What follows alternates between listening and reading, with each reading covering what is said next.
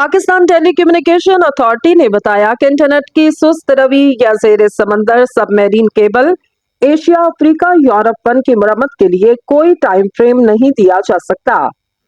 साल 2024 में पाकिस्तान भर में इंटरनेट सार्फिन ने सुस्त इंटरनेट समेत सोशल मीडिया एप्स तक रसाई में मुश्किलात से मुतल्लिक अपनी शिकायत दर्ज करवाई।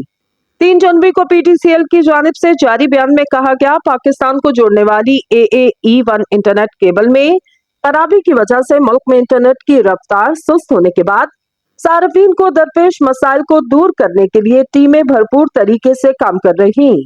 इसके एक रोज बाद वजीर मुमलिकत बराए इंफॉर्मेशन टेक्नोलॉजी शिजाक फातिमा ख्वाजा ने कहा, बैंडविड्थ की कमी का तकरीबन 80% काम पूरा कर लिया गया क्योंकि ट्रैफिक को 2 दीगर केबल्स पर मुंतकिल किया गया। पीटीसीएल के तर्जुमान आमिर पाशा का कहना कि सुस्त रवि से निपटने के लिए पीटीसीएल ने इजाफी बैंडविड्थ का इंतजाम किया, जिससे किसी हद तक इंटरनेट की सुस्त रवि का मसला हल कर लिया गया। ताहम टेलीकॉम ऑपरेटर का कहना कि मेटा की मलकियत वाली सर्विसेज व्हाट्सएप, फेसबुक और इंस्टाग्राम में कुछ सार्फिन को सुस्त रवि का सामना करना पड़ सकता।